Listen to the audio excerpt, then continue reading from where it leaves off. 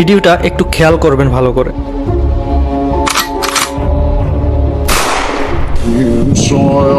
সবাই বড় বড় গরু দিয়ে কুরবানি করতেছে, আপনি কুরবানি দিতে পারতেছেন না, টেনশন করতেছেন।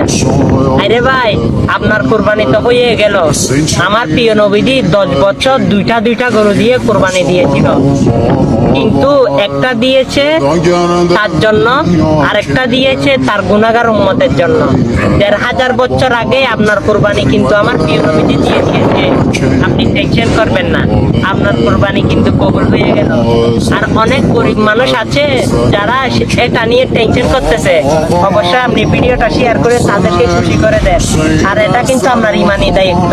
অনেক মুসলমান ভাই কিন্তু এটা দেখে কিন্তু অনেক খুশি হবে আপনার কারণে। আর ভিডিওটা একটু কষ্ট হলে শেয়ার করে দিন। আমিন।